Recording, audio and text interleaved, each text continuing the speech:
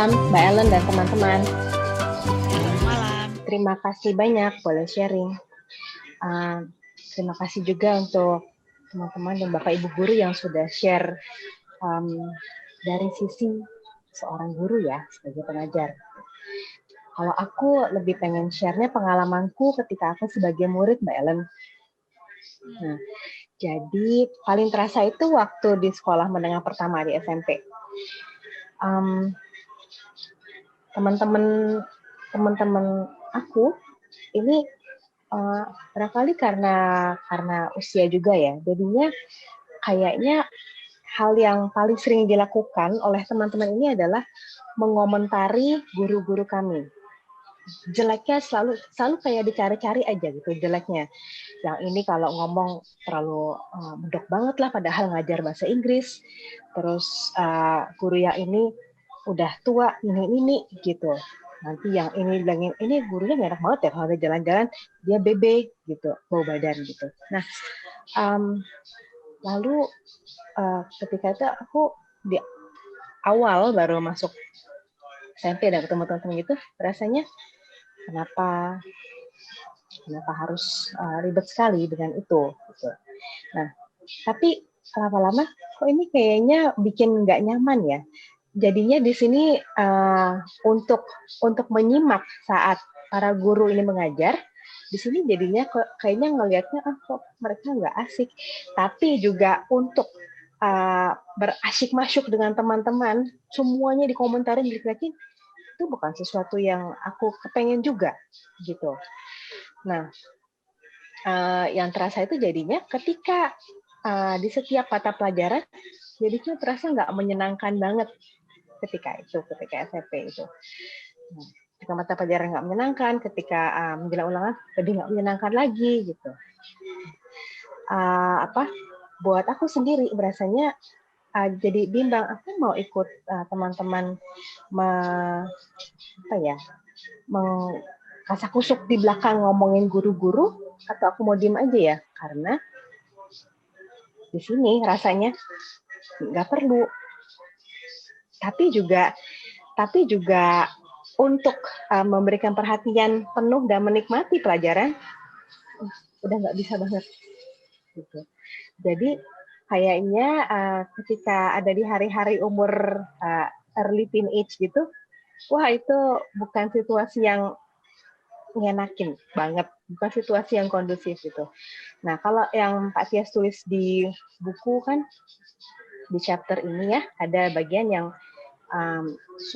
pandangan terhadap guru, terutama kalau di sekolah, di kota besar itu sepertinya, dan itu yang saya lihat di pengalaman saya juga,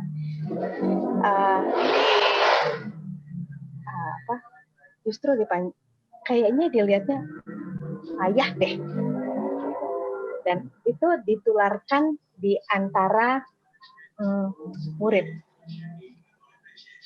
Entah dari mana teman-teman ketika itu membawa sudut pandang itu, tapi ya itu jadinya sesuatu yang ditularkan, diedarkan antara teman-teman.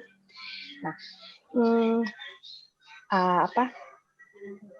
model kayak begitu sebetulnya masih berlanjut dengan ketika di SMA. Oh ya, saya kebetulan SMP dan SMA dari awal sekolah sebetulnya saya di Jakarta, di salah satu sekolah swasta. Nah, ketika di SMA juga masih kayak begitu kira-kiranya sebetulnya. Teman-temanku cenderung kasak-kusuk, sepertinya kayak keren gitu untuk mengomentari guru yang ini, guru yang itu, kejelekannya dipegang dan itu disebut menjadi julukan gitu. Itu begitu banget deh. Itu banget yang terjadi gitu maksud saya. Nah, hanya ketika SMA dari diriku sendiri akhirnya memilih sudahlah, terserahlah kalian, kalau suka banget untuk mengkasak-kusuk, menggunjingkan guru-guru kita ya terserah banget. Aku nggak terlalu pusing juga sama kalian. Karena ketika di SMA saya kebetulan semakin berasa masa bodoh dengan teman-teman. Ya saya nggak punya banyak teman di SMP dan SMA. Kayaknya karena berasa nggak cocok, nggak belong gitu. Nah, hanya kebetulan makin jauh ada di SMA di kelas 2 dan 3 itu makin terasa bahwa seberapapun teman-teman ini sibuk dengan menyebutkan julukan-julukan terhadap guru-guru kami, tapi terasa banget memang guru-guru ini berkualitas. Syukurnya saya mendapat pengalaman, saya mendapati guru-guru saya memang ketika ada pertanyaan dijabani, ditanggapi dengan sangat hormat dan dijelaskan gitu. Jadi nggak bisa nggak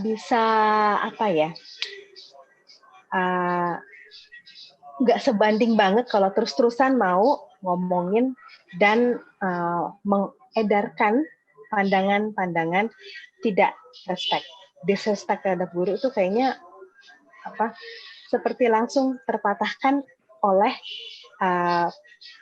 hari-hari yang kami dapati bersama guru kami. Performa mereka yang luar biasa dan inspiratif sekali guru-guru ini.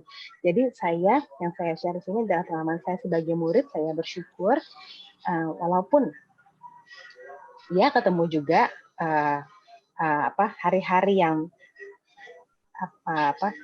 nuansa di dalam kelas adalah menularkan pandangan disrespect terhadap guru, tapi saya mendapati juga bukti nyata yang nggak usah sibuk diomongin, nggak usah sibuk menyangkal, tapi memang para guru-guru yang inspiratif, yang membagi pengetahuannya dan bersedia membimbing dan catch up dengan kemajuan, begitu. Itu yang saya bisa share. Oh ya, saya baru teringat Pak Tias ini sebetulnya salah seorang yang pernah menjadi fasilitator ketika ada kegiatan di sekolah saya dulu. Jadi nggak tahu nih Pak Tias hadir nggak malam ini. Ya begitulah. Jadi terima kasih banyak Pak Tias untuk pernah berbagi di masa kecil saya dan sekarang lanjut di buku ini. Demikian Mbak Ellen, terima kasih banyak Mbak Ellen. Aku boleh share, makasih banyak teman-teman. Monggo dilanjut. Oke, terima kasih Laura. Selanjutnya ada Lingga dari Semarang. Silakan Lingga. Ya, selamat malam Bu Ellen, selamat malam teman-teman, Pak Tias dan narasumber yang lain. Mungkin saya mau mencoba untuk sharing seperti Mbak Laura tadi. Cuman memang saya ambil dari perspektif yang mau saya share adalah dari saya sebagai guru. Gitu. Jadi sebelum saya memutuskan untuk menjadi salah satu homeschooler untuk anak-anak saya merasa sebagai guru walaupun di swasta ya, itu saya cukup lelah dengan segala carut marut struktur dan menurut saya nggak perlu gitu loh. Menurut saya banyak hal yang guru-guru itu melakukan, tetapi itu malah salah fokus gitu. Jadi waktu saya jadi guru itu malah kita itu selalu fokus pada hal yang menurut saya tidak esensial. Contohnya ngurusin seragam. Ngurusin seragam ini gimana, itu gimana, potong gaji ya udahlah ya, nggak apa-apa. Oh itu juga baju yang kita pakai. Terus urusin masalah administrasi yang cukup panjang kali lebar kali tinggi yang menurut saya itu sangat amat menyita waktu saya sebagai guru, terutama waktu itu saya mengikuti waktu itu kayak seperti pelatihan tentang waktu itu kita bikin kayak borang, waktu itu mau akreditasi dan lain sebagainya, ada baru waktu itu pengenalan KTSP dan segala macam. Saya senang nggak ada masalah, tetapi menurut saya itu menyita waktu. Yang ketiga masalah mengejar sertifikasi lah, mengejar ya anyways sertifikasi mungkin harusnya memang perlu istilahnya untuk sistem dan lain sebagainya, tetapi poin saya adalah apakah hanya itu satu-satunya cara untuk menguji kompetensi guru seperti itu. Nah itu teman-teman saya waktu itu memperebutkan bahwa ya itu uangnya lumayan loh, seperti itu. Waktu itu saya tidak mengikuti dan ya karena saya part timer waktu itu dan waktu itu kebetulan saya juga mengajar di salah satu universitas juga dan part timer, jadi saya tidak terlalu ambil pusing. Cuman desas-desusnya seperti itu. Nah, saya merasa waktu itu katanya guru dibubulan ditiru, tetapi values yang ada kok di lapangan kok nggak sesuai dengan apa yang disampaikan di kelas. Jadi dalam arti kita mengajarkan anak untuk baik, membangun karakter dan lain sebagainya, tetapi buat saya nggak ada patronismenya, kita sebagai teladan itu udah hilang gitu. Karena buat saya itu perbuatan yang sangat amat munafik sekali di saat kita harus mengajar anak-anak untuk bersikap jujur, tetapi di lain kesempatan kita tidak jujur terhadap diri kita sendiri dan terhadap sistem atau birokrasi. Yang saya pertanyakan waktu itu ya ini gimana kita menyebarkan kesadaran kritis kepada anak-anak? Kalau ditanya aja seperti ini dibungkam. Waktu saya baca bab 4 ini matinya profesi guru di buku Pak Tias, saya cuman oh makanya gitu. Jadi saya waktu itu sudah berniat menjadi guru saat saya kuliah dari 2000, saya masuk kuliah 2002, 2003 saya sudah mulai mengajar walaupun paruh waktu, dan sampai sekarang saya masih setia.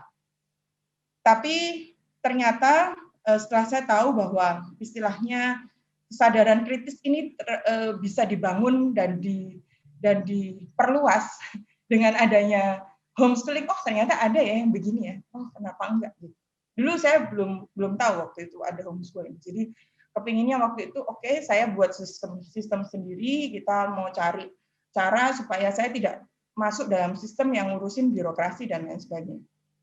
Nah, lalu waktu bergulir saya berusaha masih menjadi guru di dapur untuk training guru-guru. Ini juga semakin banyak istilahnya fakta-fakta terselubung yang ternyata saya baru tahu. Nah, training ini sifatnya kalau dari pemerintah yang saya tahu dan yang saya dengar dari guru-guru bersaksi dan testimoni ke saya, mereka hanya mendapatkannya istilahnya tatarannya hanya bersifat sampai teknis saja, tidak filosofis. Jadi waktu saya tanya kenapa kok harus melakukan ini, mereka nggak tahu Miss, soalnya memang disuruhnya begitu. Loh, iya, kenapa kok begini? Ini harus ada latar belakangnya dong. Nggak tahu. Gitu. Pokoknya disuruh itulah. Itu saya merasa bahwa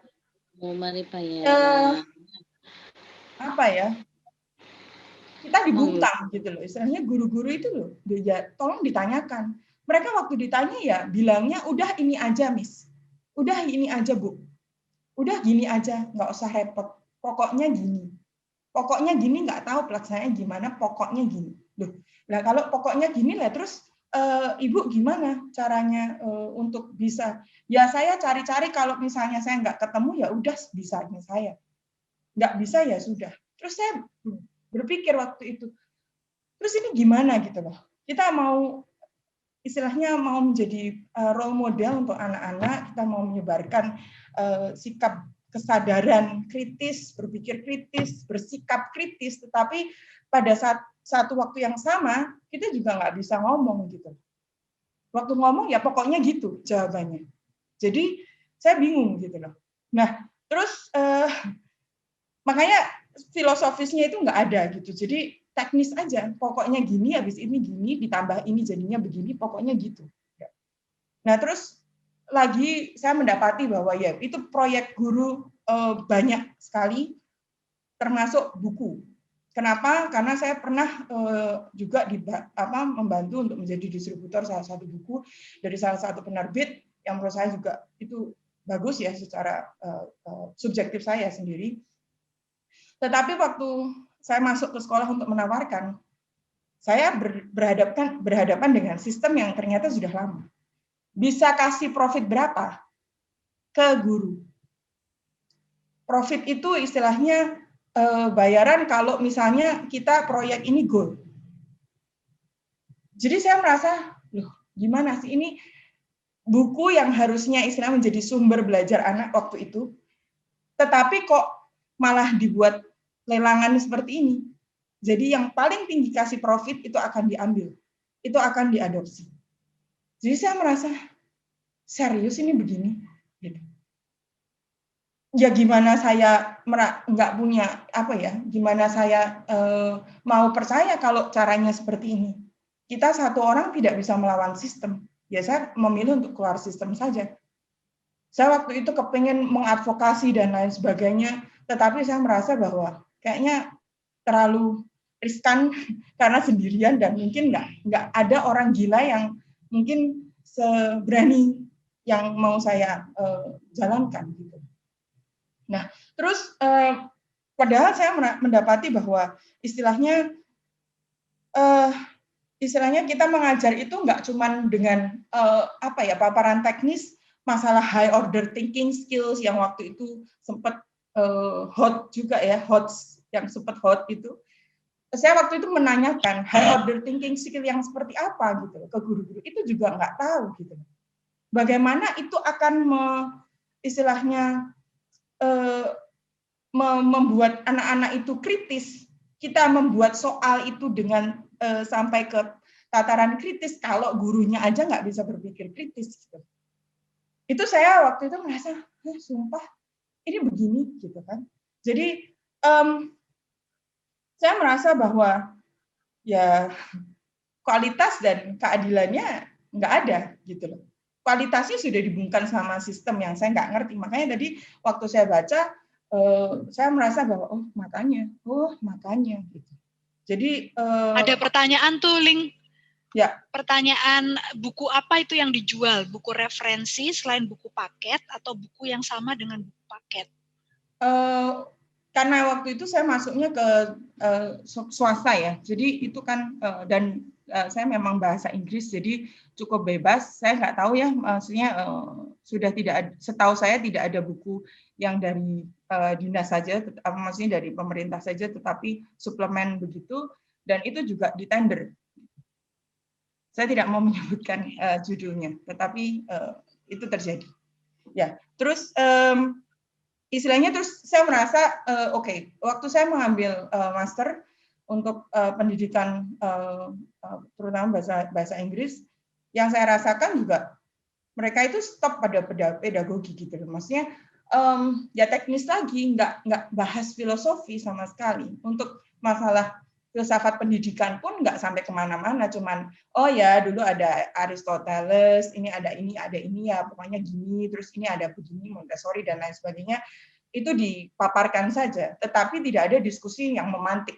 Jadi kami tidak di saat itu ya, masih saya tidak tahu ya, masih kalau tadi ngomong LPK dan lain sebagainya yang baik itu seperti apa, saya merasa saya waktu mengambil master saya juga nggak merasa belajar banyak gitu. Saya cuma disuruh membaca saja dan membuat summary.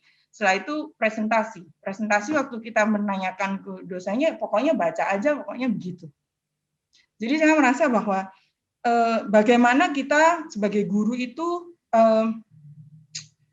mau memiliki kesadaran kritis, wong kita aja untuk waktunya untuk reflektif aja nggak ada, refleksi aja nggak ada. Gimana kita mau reflektif gitu? Ya mohon maaf ini kalau saya dari pribadi saya sendiri. Jadi guru yang seharusnya membebaskan dirinya dari kegelapan itu membebaskan dirinya sendiri aja nggak bisa, apalagi membebaskan orang lain yang mungkin itu anak didiknya gitu. Nah, poin saya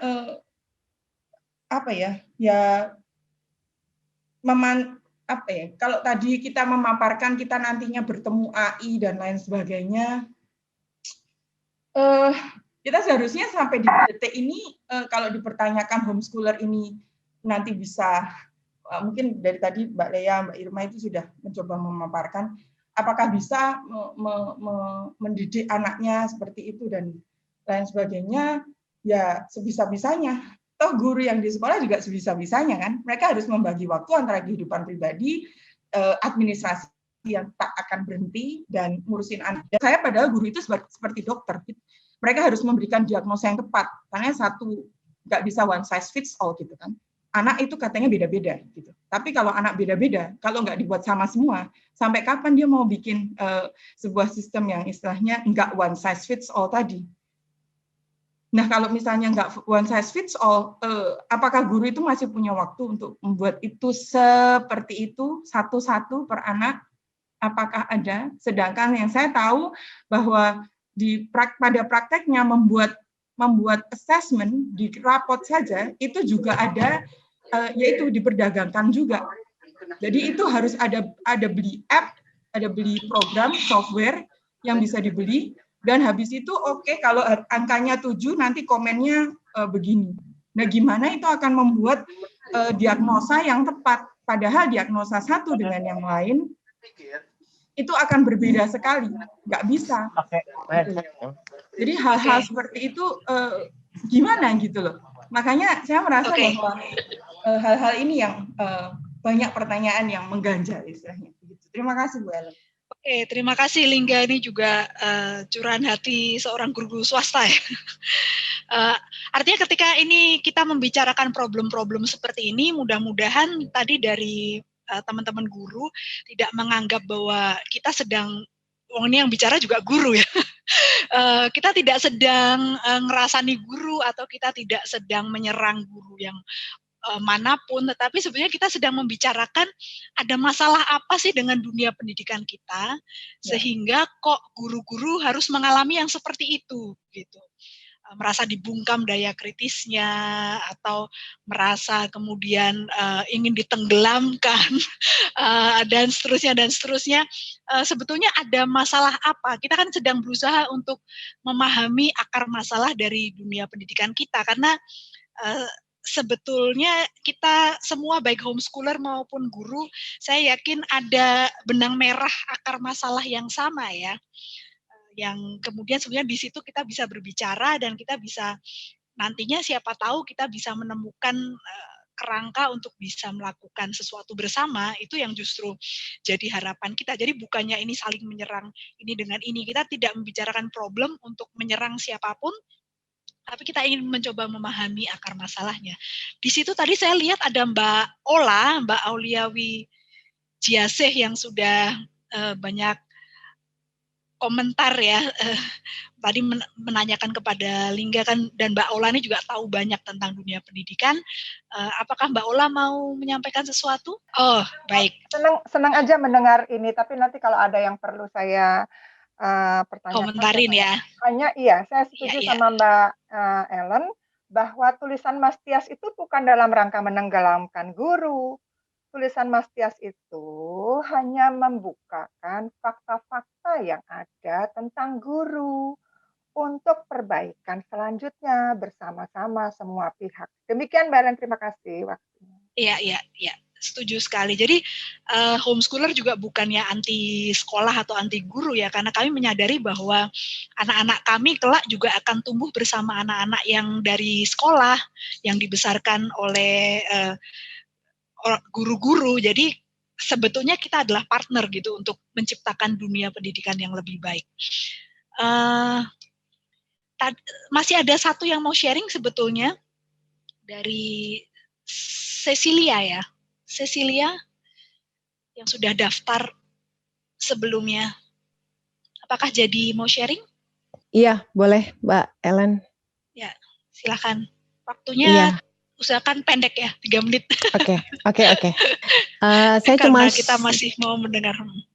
Iya, saya cuma share sebagai kebetulan saya dosen psikologi di Fakultas Pendidikan Universitas Swasta, Jadi saya melihat fenomena yang terjadi yang tadi diceritakan Mbak Laura, bahwa anak remaja sekarang itu punya persepsi yang memang nggak terlalu bagus terhadap guru gitu.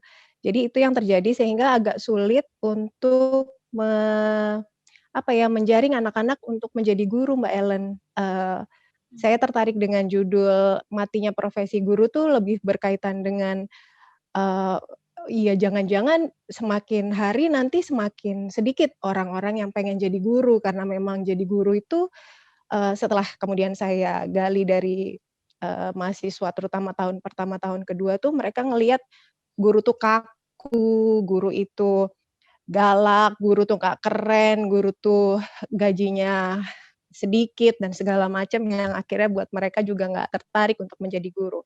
Bahkan ketika ditawarkan untuk program beasiswa pun, itu masih sedikit yang mau jadi guru. Kemudian sudah terjaring jadi mahasiswa, itu pun mayoritas masih tetap nggak pengen jadi guru. Dan yang menarik adalah, dari yang sedikit yang mau jadi guru, karena tadi mayoritas nggak pengen jadi guru, yang sedikit pengen jadi guru ternyata punya, tentangan dari orang tua. Jadi orang tua nggak pengen anaknya jadi guru. Jadi betapa ternyata memang profesi guru itu berjuang banget gitu, dari sisi internal maupun dari sisi eksternal. Jadi saya, terima kasih banget diskusi ini. Jadi menggali dari sudut pandang guru dan kemudian orang tua sendiri harapannya seperti apa, dan kemudian kita juga perlu ngelihat bahwa, guru itu bukan cuma untuk proses intelek saja gitu ya, tapi akal budi itu yang juga perlu diasah di proses pendidikannya. Itu sih Mbak Ellen. Makasih kesempatannya. Terima kasih. Ini ada para senior-senior kita ya, seperti biasa. Kita ingin mendengar dari Pak siapa dulu? Pak Jimmy atau Pak Lodi dulu? Pak Jimmy. Selamat malam, Mbak Ellen. Selamat malam, Pak. Ya. Oke, terima kasih. Kalau boleh saya bicara lebih dulu. Senang sekali mendengarkan selalu diskusi dari Mbak Ellen dan kawan-kawan ini yang boleh saya katakan sangat menarik. Tadi juga saya baru ikuti diskusi dari guru-guru. Kalau tadi guru-guru, ini kerjaan saya pandemi di layar terus ceritanya nih ya. Tadi jam 6 guru-guru juga yang bicara. Tadi judulnya kalau tidak salah, guru milenial mengajar generasi Z katanya. Generasi yang nggak terlalu jauh sih sebenarnya jam ya. Nah sekarang ini bicara tentang juga yang tapi berangkat dari ya bukunya Mas Tias gitu ya. Mas Tias saya betul tadi bukunya Mas Tias kan itu kemudian fakta. Dan betul juga sih sebenarnya saya yakin benar teman-teman di sini ketika mendengar Pak Guru ngomong, dua guru kelihatannya yang bicara tidak bermaksud untuk menegasikan guru gitu. Saya percaya yakin benar tadi Ibu Lingga, Ibu Laura semua saya kira tidak, tapi itu memberi gambaran saja sampai guru. Mungkin saya boleh cerita sedikit lah. Kalau tadi ada Bapak guru yang bilang saya tidak ingin jadi guru, tapi ingin jadi guru juga. Mungkin cerita saya sedikit saya kan guru nih. Saya guru. Ayah saya guru. Nenek dari sisi ibu guru. Kakek dari sisi ayah guru. Om dari adik ibu kakak ayah saya guru. Kalau ibu saya hanya berdua. Jadi pacar saya dulu guru. Kemudian jadi istri saya juga. Tapi guru, sempat jadi guru cukup lama di guru militer. Seskual. Jadi guru dia. Kemudian berapa lama kemudian terusnya. Nah, saya kadang-kadang kalau tidak salah mungkin di tesis S2 saya bilang saya dilahirkan, gen saya sudah guru. Saya dilahirkan jadi guru. Nah, ketika saya masuk guru di IKIP Jakarta 75, ketemu teman-teman saya guru, ya boleh cerita sedikit ya, bukan mamer-mamer. Saya murid yang paling nakal di sekolah. Di SMA. Ya untuk mereka misalnya, ya kelihatan ya, saya orang SMA 3 tahun, saya 4 tahun. Jadi kelihatan kan agak nakal kan. Nah, teman-teman saya kadang saya berikan, di mana lo sekolah, Jim? Di guru, IKIP gue. Mau jadi guru lo? Iya. Jadi guru lo? Iya. Lo nggak takut? Ah, apa? Takut gue bilang. Lo terlalu dikerjain murid? Enggak. Nah, itu keadaan saya. Jadi guru. Dan tadi bercerita tentang ada yang bicara tentang LPTK. Nah, tadi misalkan cerita ada saya kira saya juga menjadi guru, memperkuat jadi guru karena saya di IKIP. Apa gambaran? Saya ngomong Pak Fasli kalau nggak salah. Karena saya di IKIP, semester 1, semester 2, saya bertemunya, saya karena bergaul dengan kakak kelas yang sudah semester 10 zaman dulu. Kan ada sarjana muda, sarjana. Saya bermainnya di teman-teman yang sarjana sebenarnya. Sudah sedang lagi menulis skripsi, tesis pada saat itu. Jadi saya main sama kakak kelas gitu ya. Ya keberuntungan saya saja saya bisa bermain dengan kakak-kakak kelas gitu. Nah dari situ saya suka ada beberapa teman yang baru kakak kelas tentu saja praktek ngajar. Nah dari situ mereka menceritakan bagaimana sebenarnya praktek ngajar. Mereka semua ceritanya pasti serunya enak. Diganggu murid seneng mereka sebenarnya. Gue diganggu sama murid, gue digini-giniin. Dia cuma tertawa. Terus mereka bilang, emangnya gue nggak tahu? Kan? Nah, dia menceritakan yang sangat menyenangkan pada saya masih semester 1, semester 2. Dan karena itu saya sudah bilang saya sepingin cepat sekali masuk sekolah. Ngerasain ngajar tuh gimana sih? Itu keinginan saya untuk, kalau ada kuliah-kuliah untuk masuk ke sekolah, ya saya ingin sekali yang kuliah-kuliah, misalnya bikin evaluasi, harus masuk sekolah, kasih tes-tesnya kita, itu semester 4, semester 5, udah masuk ya. Jadi itu keinginan saya ketika saya masih di IKIP. Ya, FKSS sama saya dulu. Nah, jadi buat saya sebenarnya kenapa kelebihannya IKIP zaman dulu, kalau ambil contoh saya, tentunya saya tidak sendirian. Itu membentuk kita menjadi guru. Bukan kelas di kelas, bukan persoalan mata pelajaran yang menjadi guru.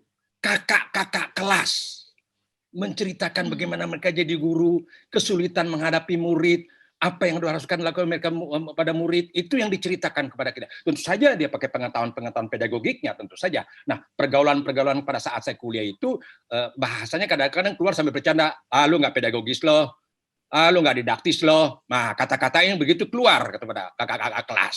Karena ada mata pelajarannya kan. Nah, itu gambaran saya IKIP 75, mungkin sampai 77 begitu. Ketika ganti program, ganti kurikulum, hilang semua persoalan itu. Nah, sebenarnya kalau saya mau katakan hilangnya di situ. Jadi, dan yang menarik juga, saya ketika kuliah di IKIP itu, hampir semua dosen yang pas saya ikuti kuliah, meyakinkan kita bahwa kamu ini jadi sarjana pendidikan. Meyakinkan terus. Terserah mau mata kuliahnya nggak menyenangkan buat si dosennya itu, pokoknya dia meyakinkan kamu, itu biasanya datang dari dosen-dosen di Fakultas Ilmu Pendidikan. Nah, kalau fakultas keguruan, bilangnya, misalnya guru saya, mudah-mudahan ada yang kenal di sini. Ketika masih muda-muda kali dulu ya, tahun 70-an ada pelajaran mata bahasa Prancis namanya Ibu Mardiani. Dulu Mardianinya Mbak Mardiani Jambek, kemudian menikah dengan Bang Awad Basoan jadi Mardiani Basoan. Itu guru bahasa Prancis, bahasa saya di IKIP Jakarta. Mereka orang guru-guru seperti ini kan, kamu nanti jadi guru ya. Terus dia tambahkan, kamu jadi direktur katanya. Oh, direktur saya bilang, ini masih tingkat 1, tingkat 2. Jadi kamu jadi pemimpin di kelas, nggak ada yang bisa atur kamu katanya. Kamu ngatur sendiri katanya. Wih, mantap saya bilang. Enak jadi begitu. Nah, itu yang muncul di sekolah kita pada saat itu. Bagaimana ya? Guru saya masih mahasiswa. Dapat dosen-dosennya kayak begitu. Ketemu-temu lagi, misalnya dosen saya tambah lagi profesor. Pak Tilaar, Pak Winarno, Ibu Koni, bagaimana saya nggak mau jadi guru? Nah, itu ambience-nya, atmosfer IKIP-nya itu. Nah, itu yang terjadi. Itu yang terjadi. Memang anak-anak IKIP ingin jadi guru. Nah, ini agak menarik memang. Kita semua yang keluaran IKIP tahu yang mau jadi guru itu bukan yang paling pinter. Itu jelas. Itu udah saya dengar dari saya masih mahasiswa. Dosen-dosen saya bilang, kayak Ibu Mardiani yang pinter mah nggak jadi guru, Jim, katanya kan. Nggak mau mereka kerja perusahaan Prancis atau apalah gitu kan, jurusan Prancis. Itu udah ketahuan. Udah.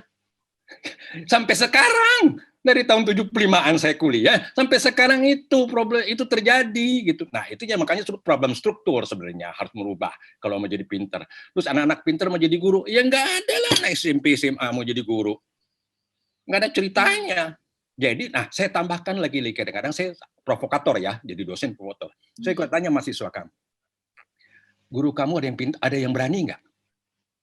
Mana? Sebutkan pada saya dari kelas 1 sampai SMA, mana guru yang berani? Ceritakan pada saya guru berani. Nggak ada yang pernah cerita ada guru yang berani.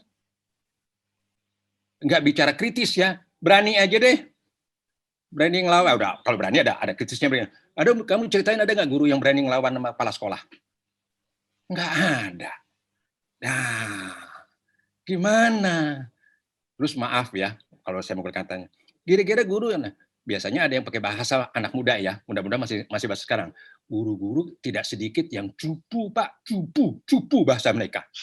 Cupu itu artinya apa? Apa sih kurang berani lah gitu kira-kira ya. Cupu. Ya. Selama saya nggak usah ajarin deh yang belajar kritis-kritis, berani aja deh. Jadi berani-berani gitu. Nggak ada. Nah, ya harusnya ada. Bagaimana caranya untuk berani? Tentu saja ada. Tentu saja ada gitu ya. Walaupun saya bilang berani jangan-jangan bawaan ya. Tapi walaupun itu bawaan kalau nggak dilatih nggak keluar. Nah, satu ciri itu murid-murid itu gitu. Terus memang guru-guru sebenarnya guru dulu sama guru sekarang saya pikir sama. Saya zaman SMA nggak suka sama guru yang jaim. Nggak demen. Nah, sekarang juga begitu, nggak jaim guru, nggak demen, sama apa bedanya? Nggak ada bedanya. Nah, bicara tentang guru tadi sebutkan katanya guru ada profesional, ada sebut-sebut apa tadi ya? Pengabdian, tanggung jawab, profesional. Lalu saya bilang, emang cuma guru aja yang punya karakteristik itu? Nah, saya sebutin aja ya, yang kelihatan kayak itu. Tentara nggak ada pengabdian ya nggak bisa jadi tentara. Tanggung jawab nggak profesional. Nah, lagi tentara lebih seru lagi, kerjanya 24 jam. Tentara. Terus ujung-ujungnya apa? Tentara kan menjadi tentara, dibilang. Mati, nggak saya takut. Tentara kan dilatih untuk mati. Ya, milih dua aja. Mau mati, kalau nggak mau mati ya muduh. Nah, maksud saya, jangan memperlihatkan ciri-ciri guru seolah-olah guru sendirian profesinya seperti yang pengabdian. Nah, kalau saya kasih tunjuk tentara kan kalah udah. Lebih serem tentara. Nah, yang saya mau bilang mungkin tadi sudah dijelaskan oleh Ibu Lingga sebenarnya guru itu kayak apa sebenarnya. Sederhana sajalah guru itu. Nah, saya pikir ini yang saya pikir yang memang tadi sudah saya katakan guru, makanya memang kerjasama memang harus ada. Saya cenderung melihat guru kalau bicara tentang guru di mana-mana seperti maaf, boleh koreksi saya kalau salah. Defend, mempertahankan diri dulu saya ini. Ini yang bicara guru ya, saya guru. Itu terasa saya, lumayan. Tadi Bapak bilang 30 tahun saya jadi guru. Saya mengajar di tahun 80.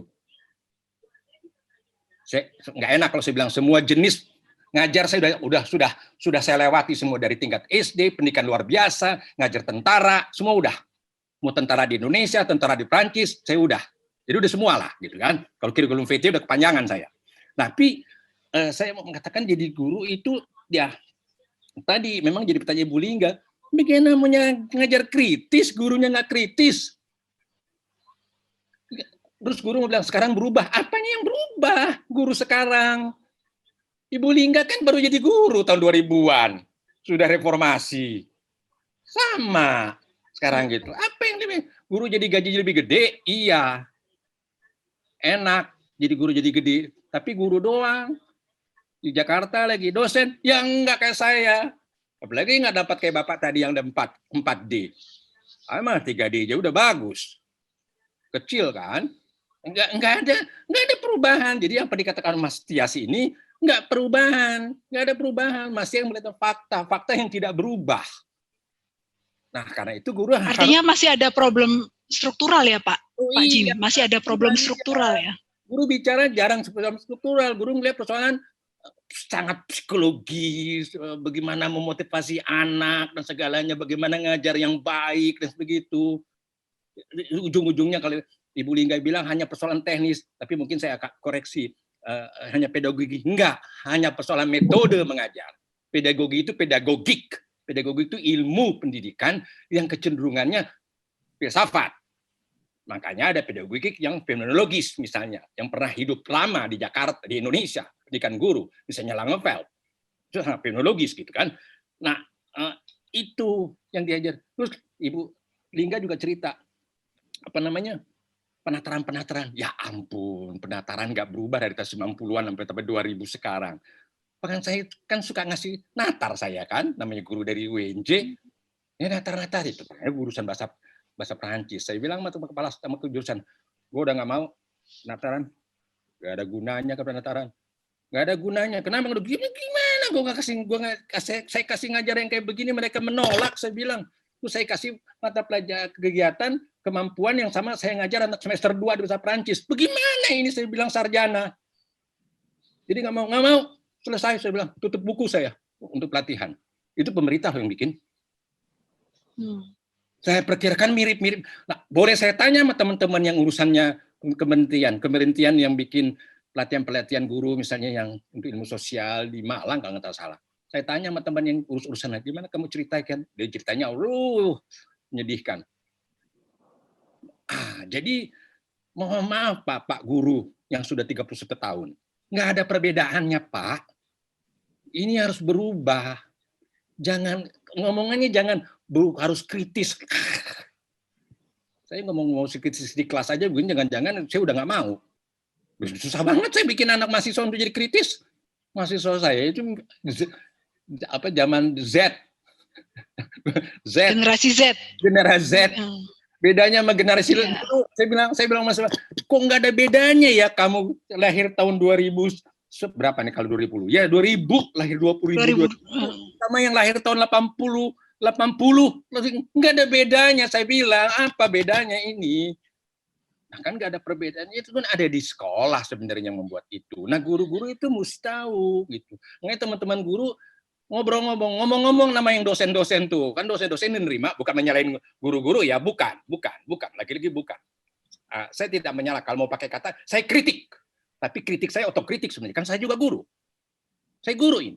Otokritik saya. Nah, itu yang mesti dilihat. Jadi memang tapi saya katakan, teman-teman schooling mau bilang, marilah kita sama-sama ada persoalan pendidik. Ada persoalan nih, akarnya apa nih? Akarnya nih. Kita terima. Kalau enggak akarnya, kalau teman-teman guru hanya bilang, jadi guru ada profesi, sudah berubah, sertifikat sudah ada, itu enggak merubah apa-apa. Enggak bicara tentang akar persoalan kita. Kalau kita, dia bilang guru, kalau kita sebagai guru mau saja jujur, tanda kutip ya, jujur, kita akan ketahuan bahwa kita belum bisa buat apa-apa sebenarnya. Nah, karena itu ada persoalan, saya sebut saja ya, persoalan tadi Mbak Ellen bilang, persoalan struktur ini yang harus dirubah. Persoalan struktur yang harus dirubah. Kalau tidak, nggak berubah apa-apa. Oke, saya kira jangan kebanyakan, nanti kalau kebanyakan saya ngomongnya. Habis ini masih Pak Lodi nih. Banyak seru juga ini. Pak Lodi, besok kita satu forum lagi ya Pak. Silakan Pak Lodi. Oke, selamat malam teman-teman. Mbak Ellen. Selamat malam Mbak Irma Nugraha. Selamat malam Mbak Emilia Sari Kesuma. Selamat malam Bung Heru Purnomo dan Bung Agus Wahyudi. Mudah-mudahan masih ada mereka semua ya. Mudah-mudahan. Ya, saya agak kenal lah FSDI. Saya agak kenal lah FDII. Kenal lah saya, tahu lah Pak. Gitu kan. Iya Pak, selamat malam Pak. Selamat malam. Kita ketemu ya. Dulu bareng-bareng. Ya, saya tahu lah ya. Ya, ketika kita bersama-sama di koalisi pendidikan dulu. Iya Pak, saya tahu ya. Pak ya. Oke, jadi mudah-mudahan apa yang saya sampaikan ini tidak dalam pengertian menyerang ya. Karena memang kelihatannya ini seperti sudah terjadi pertarungan ini nih ya. Memang kalau orang tua ketemu sama guru biasanya ya agak sedikit panas-panasan lah gitu ya. Tapi oke lah ya. Saya mau masuk dulu dengan judulnya. Matinya profesi guru. Pertanyaannya, betulkah mati? Saya mungkin agak tersirat tadi ya, belum tersurat ya. Kalau mati, ya kenapa? Kalau betulkah mati, tidak mati, kenapa? Kalaupun memang mati, siapa yang mematikan? Saya mau masuk ke betulkah mati? Tanda kutip, ya, dari contoh-contoh tadi semua ya. Pertanyaannya, siapa yang mematikan? 3 unsur yang bisa mematikan profesi guru. Masyarakat sendiri, tadi sudah banyak contoh-contoh. Dari teman dosen muda dari psikologi pendidikan kalau tidak salah. Ya misalnya, orang tua, masyarakat dalam ini orang tua sendiri tidak berkeinginan anak yang menjadi guru. Ini menarik. Ya. Kemudian pemerintah, saya akan tunjukkan. Dan kemungkinan juga swasta dalam pengertian pengusaha itu bisa dicari ya, paling tidak 3 unsur. Saya mau masuk ke pemerintah. Saya tidak tahu, mohon maaf, saya tidak punya bukunya Mas Tias. Salah satu yang mematikan profesi guru adalah oleh pemerintah dan DPR, yaitu Undang-Undang Guru. Saya bacakan Undang-Undang Guru ya. Undang-Undang Guru bab 4. Bab 4 Guru bagian ke-1 kualifikasi, kompetensi dan sertifikasi. Lebih tepatnya saya mengatakan yang dimatikan apa? LPTK.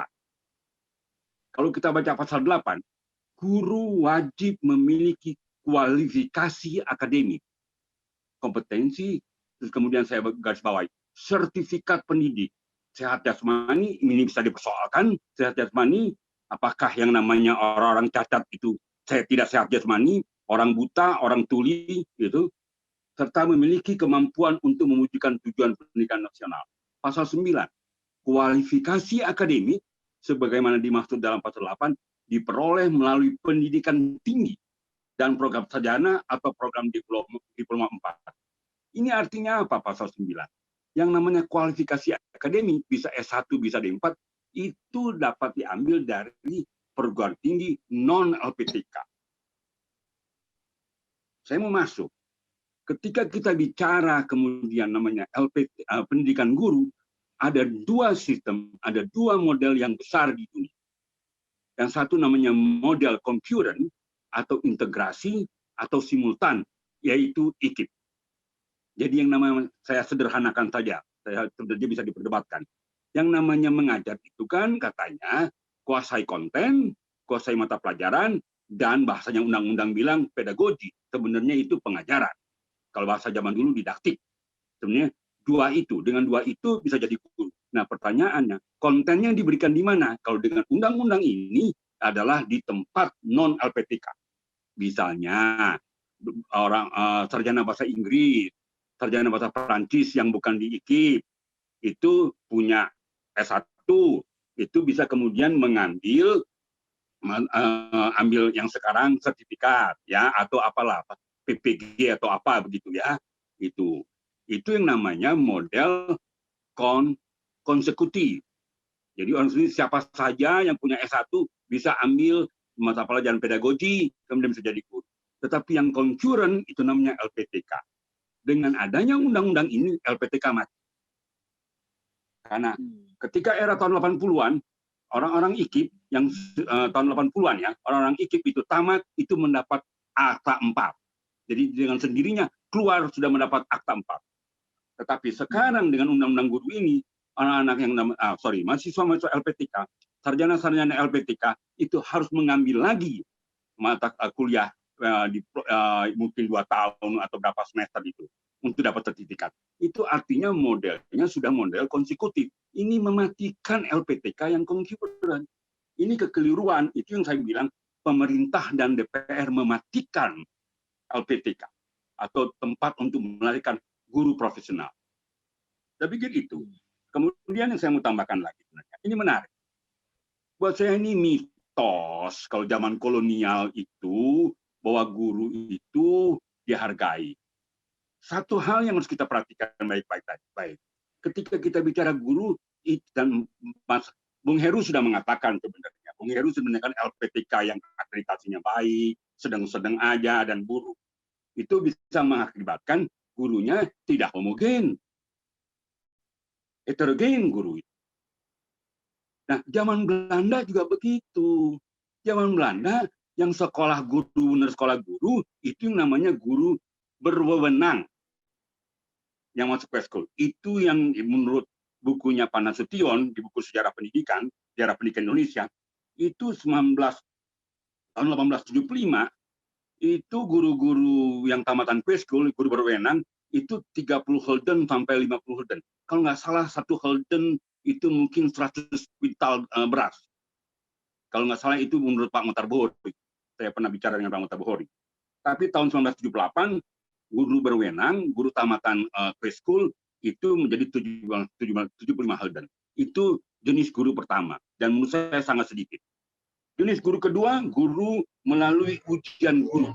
Jadi guru melalui ujian guru, tapi bukan dari guru sekolah. Bukan dari sekolah guru, bukan dari quick school. Jenis ketiga, guru bantu.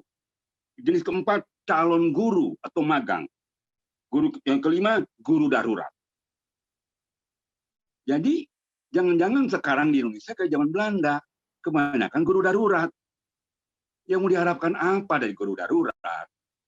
Mau diharapkan apa dari calon guru yang magang? Guru quick school nggak ada. Guru yang benar-benar LPTK ya, LPTK yang benar ya, bukan LPTK yang nggak benar itu. Jadi saya pikir ini menarik kalau bicara guru, dan menurut saya memang kita para guru, saya belum perkenalkan diri saya. Saya ini sebelum menjadi pengajar di perguruan tinggi di IKIP, jadi IKIP ya dulu awal-awal, saya masuk 86, Jimmy 80, saya 86, saya lebih lama lah, sekolah lebih lama saya. Tapi saya ini guru sekolah luar biasa. SLBC. Saya 4 tahun mengajar SLBC di sekolah yang masuk gang. Yang ruang kelasnya mungkin 3x3 atau 3x4. Di gang. Jadi di atas. Jadi kalau saya ngajar siang itu kepanasan. Jadi saya ngalamin. Jadi saya ini guru.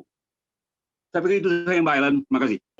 Soalnya kupikir masih mau mendengar cerita lebih panjang, ternyata sudah tahu-tahu tamat.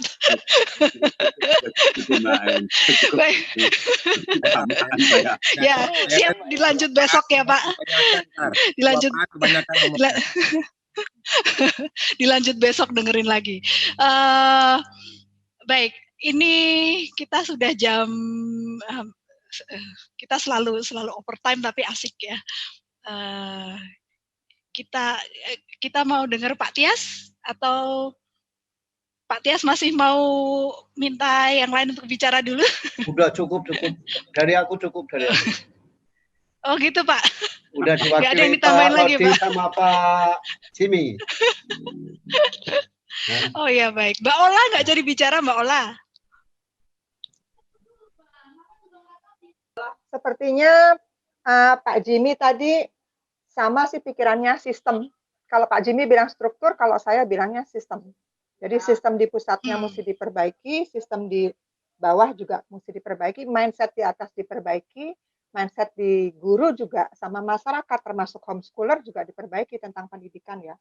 Karena yang dianggap homeschooler itu bagus, pendidikan yang dianggap homeschooler bagus itu sebetulnya sebagian besar ada di standar nasionalnya gitu loh. Tapi seperti kemarin baru saja saya selesai 2 workshop dengan guru-guru kebetulan saya ngawal Direktorat SMA. Sama, mereka bilang gini, begitu kita paparkan, waduh Bu, ternyata legal literatnya, mereka bilang gitu gayanya mereka. Legal literat kita tentang prinsip-prinsip baik pendidikan itu ternyata nggak kuat ya, sehingga nanti ganti menteri, ganti presiden, ganti menteri lagi, diubah-ubah istilah kita terus kejet-kejet semua, padahal sebetulnya niatnya semua tujuannya itu ya cuman bagaimana mendidik anak itu menjadi lebih tahu dan menjadi warga Indonesia yang baik. Tujuannya begitu, bukan menjadi pribadi yang baik, tapi menjadi pribadi yang baik dan warga yang baik gitu loh. Untuk bonus demografi kita gitu. Tapi itu kan nggak banyak diketahui. Akhirnya banyak semua ke buku paket, sibuk dengan referensi, buku gitu ya. Alam sekitar yang sudah dianugerahi Tuhan tidak dijadikan sumber belajar. Narasumber seperti teman-teman orang tua homeschooler yang pintar-pintar lebih pilih menjadi guru anaknya dibandingkan menjadi guru bangsa. Maksudnya guru bangsa itu guru di sekolah-sekolah yang kemungkinan besar anaknya harus di situ, tapi lebih baik keluar gitu loh. Sedangkan orang tua homeschooler itu kemungkinan besar justru punya pemikiran-pemikiran yang bisa ditumpahkan ke sekolah-sekolah yang seharusnya bisa menjadi lebih baik gitu. Tapi kan lebih baik mendidik anak sendiri kan daripada mendidik anak bangsa. Jadi itu yang saya itu bilang satu poin menarik itu. Itu sistem, buat saya sistem di atasnya. Gurunya merdeka nih, seperti yang Pak Jimmy lakukan misalnya, gurunya merdeka. Ada nggak guru yang melawan sistem kepala sekolah atau apa, kalau kepala sekolah yang geliang atau gimana? Nah, itu kalau nggak ada yang merdeka, artinya dia belum paham bahwa mereka tuh punya otonomi, punya standar gitu yang harus diikuti. Mereka tidak punya backup regulasi dan segala macam. Sedangkan guru itu merdeka. Bukan karena baru sekarang dikatai merdeka, terus guru merdeka apa? Asesmen nasional itu yang katanya asesmen nasional, coba dilihat standar nilainya dari dulu juga sudah begitu gitu loh. Tapi kan tidak dilaksanakan, akhirnya ganti istilah, tapi niatnya sama dari dulu ya begitu. Itu menilai seseorang tidak bisa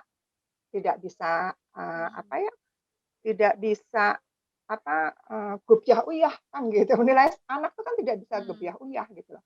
Sudah ada tertulis semuanya bahwa belajar itu kepada ada semuanya. Makanya tadi saya bilang yang ditulis Mas Tias itu bukan menenggelamkan guru, dia menceritakan fakta-fakta sehingga kita itu bisa terbuka dengan fakta-faktanya.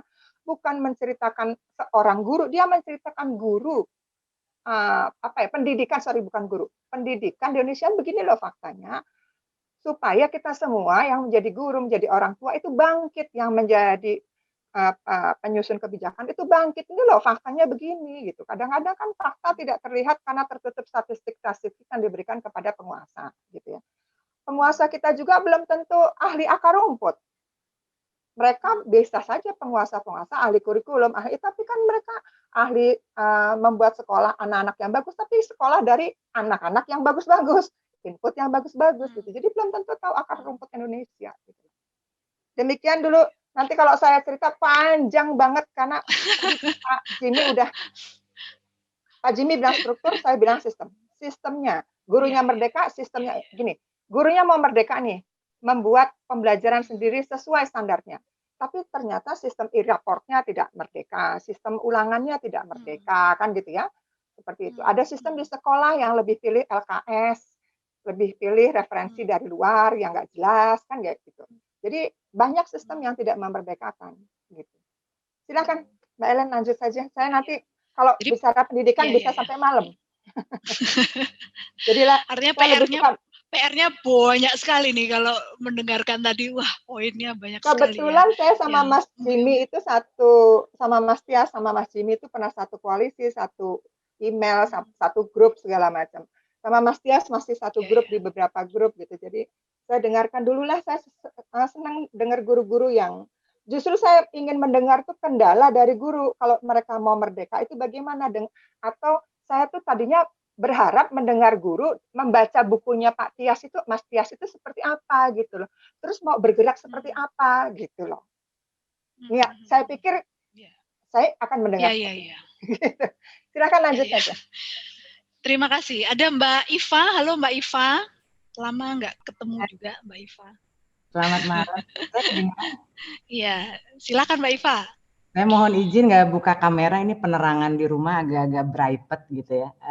Iya. Banyak guru-guru saya, ada Pak Tias, Bu Aulia, Pak Jimmy, Pak Lodi. Selamat kenal juga Pak Agus, Bu Amelia, Bu Irna, sama Pak Heru dan teman-teman sekalian. Saya mungkin cuman sedikit kalau boleh izin sharing dari pengalaman nemenin guru-guru gitu ya. Saya sering barengan lah ya, misalnya menjadi relawan pelatih guru.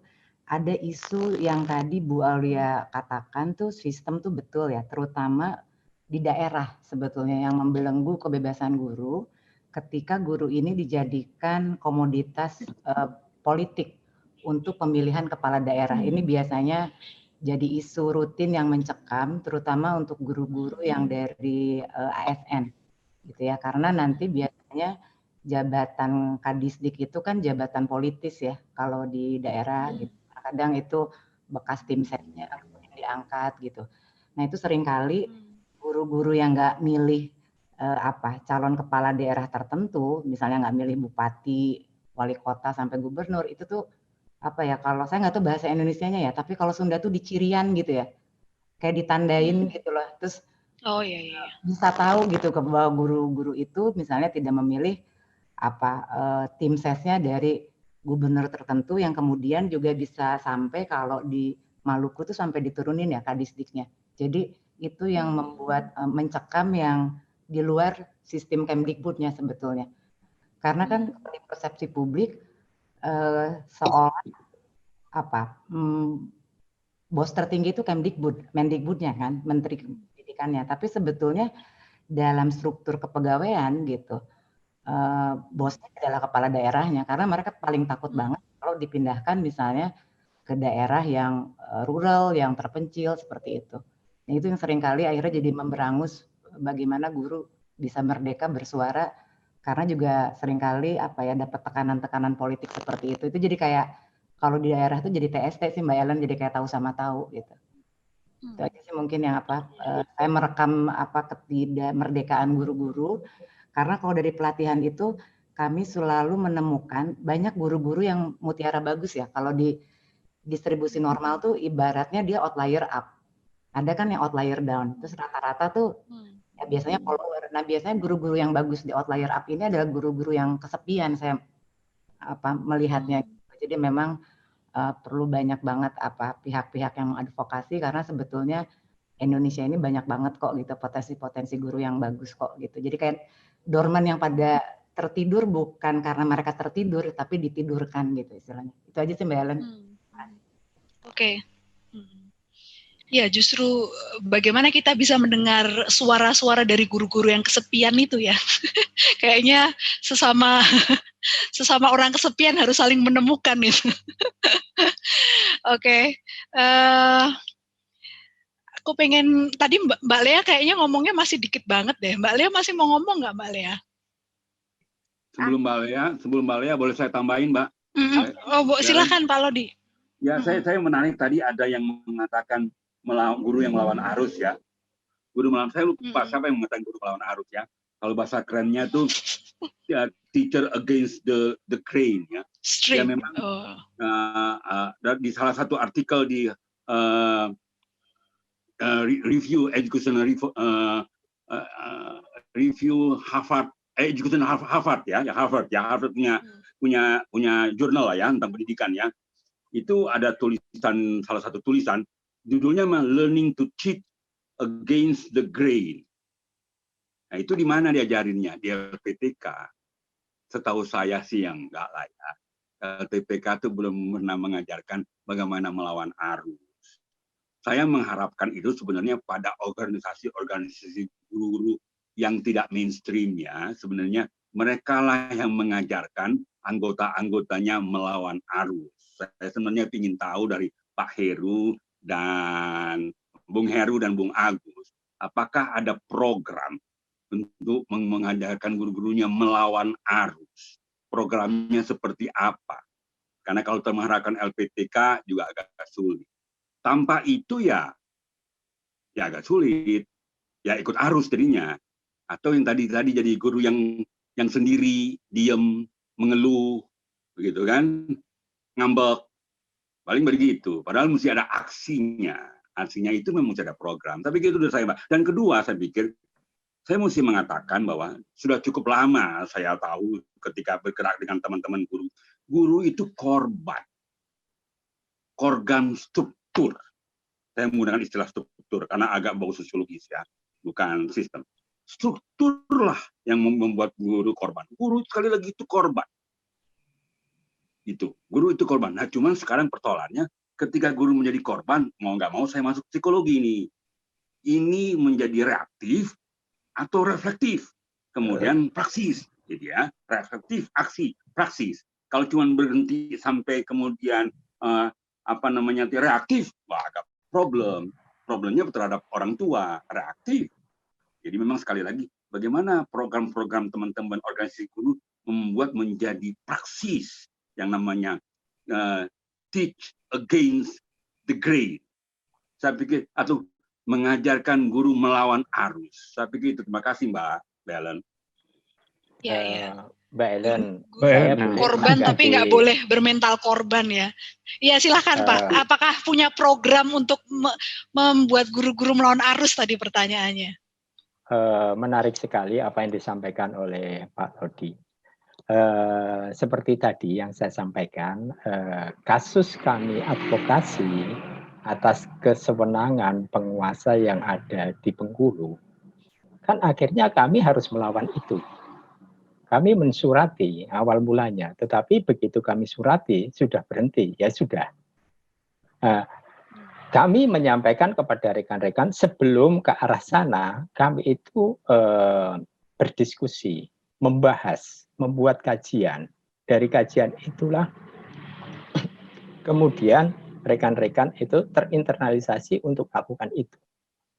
Tidak hanya itu, ketika Pak Menteri, Mas Menteri beberapa bulan yang lalu, ketika menggunakan hak merdeka belajar dengan merek dari PT Sekolah Cikal, kami mengkritisi, menentang hal seperti itu. Begitu juga di dalam PJJ pada saat ini. Kami sedang menyiapkan untuk survei di lapangan untuk cross-check. Dengan adanya kurikulum nasional, kurikulum darurat, kurikulum mandiri. Nah, dengan adanya surat edaran yang membackup seperti itu, nah selanjutnya apa yang akan dihadapi oleh rekan-rekan guru di lapangan? Ketika melaksanakan itu semuanya, nanti parameter untuk SKL-nya dan lain sebagainya itu dari mana? Gitu loh. Maka kami untuk cross-check di lapangan, untuk ambil satu sikap. Tidak bisa bertiga yang dipergunakan. Misalnya kurikulum nasional, kurikulum darurat, selanjutnya kurikulum mandiri. Nah, kalau seandainya ini dalam kondisi darurat, ya diambil salah satu, gitu loh, kurikulum darurat. Nah, kalau seandainya seperti itu yang dipakai tiga-tiganya, bagaimana nanti untuk mengujinya secara nasional? Karena ada standar nasionalnya dan lain sebagainya. Nah, bagaimana nanti kaitannya dengan e-rapotnya? Ketika menggunakan kurikulum nasional atau kurikulum darurat atau kurikulum mandiri, padahal e-rapot itu cuma satu aplikasi sistemnya. Nah, ini kami bersama dengan rekan-rekan berdiskusi untuk melakukan hal-hal seperti itu. Apakah bukan itu merupakan suatu melawan arus yang merupakan kebijakan dari atas yang kami kritisi. Nah, hal-hal seperti itu, Pak Lodi, yang selama ini kami senantiasa menyuarakan itu. Maka mengajak kepada rekan-rekan guru yang semula tidak berani, yang semula terpinggirkan, yang semula tidak berdaya, kami ajak bersama-sama untuk berdaya, untuk mempunyai suatu kekuatan. Ketika guru tidak berbuat banyak, tetapi hanya mengeluh dan lain sebagainya, tetap dalam kondisi tidak berdaya. Nah, akhirnya ya betul-betul apa yang disampaikan oleh Mas Tias, matinya profesi guru. Nah, kalau seandainya seperti itu, memang itu kritik. Tetapi kami dengan platform pendidikan yang berkualitas berkeadilan berusaha berjuang untuk itu. Terima kasih, Mbak. Oke, terima kasih. Mbak Ellen ya. Bisa nambahkan sedikit, Mbak Ellen ya. Ini Pak, oh ya silakan Pak Agus. Bagaimana FGI mungkin Mas Tias bisa tahu persis, mungkin bisa share bagaimana mensikapi berbagai macam kebijakan, dan saya rasakan bahwa teman-teman yang bergabung di FGI ini adalah teman-teman yang berani melawan arus, Pak. Kalau di Pak, saya yakin tahu persis. Kami di Banyumas berani membuat yang namanya Forum Interaksi Guru Banyumas ini adalah juga menjadi tanda kutip musuhnya pemerintah daerah. Kami pernah, 2 teman kami itu dipindah. Saya pribadi pernah disidang oleh bupati dan stafnya. Hanya mereka tidak berani mindah saya karena kebetulan waktu itu saya ada menjadi anggota komisioner KPU di Banyumas. Itu satu. Yang kedua, Pak Lodi Paat harus dipahami bahwa justru teman-teman sekarang yang PNS, teman-teman guru PNS sekarang ini justru merasa nyaman setelah mendapatkan tunjangan profesi itu. Sehingga daya kritisnya menjadi lemah. Saya merasa bahwa teman-teman sekarang justru menjadi bagian dari persoalan pendidikan. Kalau mereka diajak untuk berpikir kritis, mengadakan diskusi, lalu melakukan advokasi kebijakan pendidikan di pemerintah daerah yang paling dekat, mereka takut pasti. Kalau sudah dipindah itu sudah sesuatu yang menakutkan. 2 teman saya pribadi, Mas Tias tahu, itu dipindahkan dari kota, pindah ke jauh 20 kilo dari rumah. Dan ini membuat teman-teman guru yang lain menjadi bungkam dan menjadi takut. Nih. Tetapi sekali lagi dibutuhkan memang advokasi kepada teman-teman guru untuk berani kritis terhadap persoalan-persoalan pendidikan yang dihadapi saben hari. Syukur kebijakan-kebijakan pendidikan yang ada, yang paling dekat saja, kebijakan pemerintah daerah, kebijakan kepala sekolah, itu. Jadi sekarang justru menjadi tantangan bagi kita, bagaimana mengajak teman-teman ini untuk menjadi kritis, supaya tidak takut. Kebetulan justru saya menjadi senang karena kekritisan saya, kalau dianggap saya kritis begitu, justru saya memudahkan dalam segala urusan. Karena ditakuti sih. Nah, kayak gitu. Nah ini, tapi tidak semua teman-teman guru berani untuk seperti itu. Nah ini jadi tantangan persoalan begitu, persoalan sendiri bagi kita. Jadi sekali lagi persoalannya adalah guru justru menjadi bagian dari persoalan pendidikan itu sendiri, yang mungkin tadi sudah diceritakan bagaimana Pak Lodi Paat dan tulisannya Mas Tias itu adalah bagian dari situasi kondisi yang mengurung guru sehingga guru tidak bisa bergerak dan berubah. Kecuali guru-guru yang berani keluar dari situasi dan kondisi nyaman. Saya kira itu tambahnya Mbak Ellen, terima kasih. Mbak Terima kasih Ellen, tambahannya. Saya boleh tanggapi sedikit Mbak Ellen? Ya, silakan Pak Lodi. Ya, boleh Pak. Saya tahu FSGI, FGII melakukan advokasi, saya tahu banget itu. Yang saya pertanyakan, program di dalam organisasi itu, program tanda kutip, pendidikan untuk membuat anggota jadi berani. Kalau karena saya lihat kan yang beraninya ketua-ketuanya aja. Anggotanya kemana? Itu program itu menurut saya yang saya tanyakan. Itu yang saya tanyakan. Programnya ada nggak membuat jadi berani? Bisa nggak memperluas anggotanya? Itu yang saya tanya. Itu yang namanya against the grain, melawan arus. Bukan advokasinya. Advokasinya saya tahu lah itu. Terima kasih. Ini nggak usah dijawab lah. Jadi renungan aja lah. Ya, baik. Itu ya, menjadi justru tadi saya katakan menjadi bagian dari persoalan pendidikan ya di situ Pak Lodi Paat. Ya, programnya apa? Programnya Bapak apa? Programnya Bapak apa? Nah, kami mencoba selama ini mengajak teman-teman melakukan diskusi bersama untuk mendiskusikan, mengajak bersuara. Tetapi sekali lagi justru saat ini setelah teman-teman guru, terutama teman-teman guru yang negeri, itu sudah merasa nyaman karena dengan kesejahteraan yang dia terima. Lalu mereka menikmati situasi semacam itu. Ini yang menjadi persoalan kita sekarang. Pak Agus, kalau bilang guru-guru nyaman, kita juga tahu. Guru-guru nyaman kita tahu. Kan saya sudah bilang, saya ini keluarga guru, ibu saya guru dari tahun 56, 55, baru pensiun jadi kepala sekolah. Tahu kalau dia guru, apa yang dilakukan Pak? Kan saya bilang saya gini, DNA saya guru kali gen saya. Jadi kalau bilang guru itu tahu nyaman sekarang, ya nyaman karena saya bilang gaji udah gede. Kan pertanyaannya Lodi itu, apa program Papa? Atau kalau katain begini, kalau LPTK, saya tanya LPTK, apa program LPTK, kurikulum LPTK untuk membuat menjadi pemelawan? Kan LPTK nggak bisa jawab.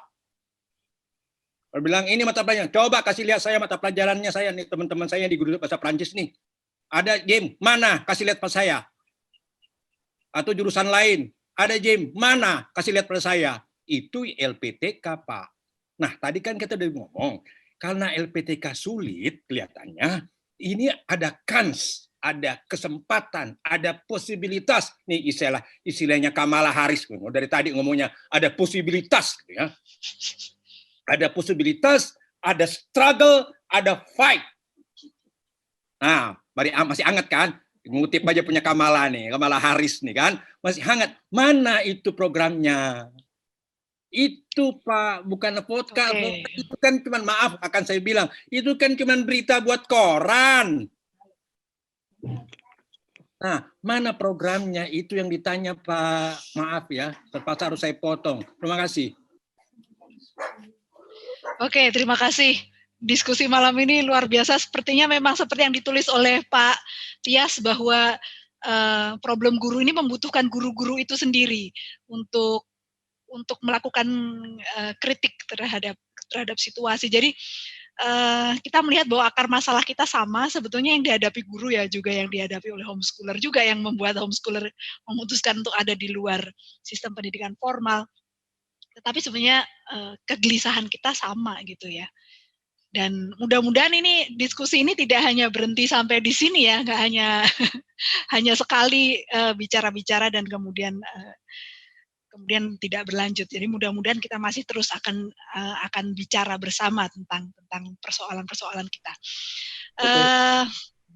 Boleh deh, Pak. Itu. Oh, silakan Pak Tias akhirnya.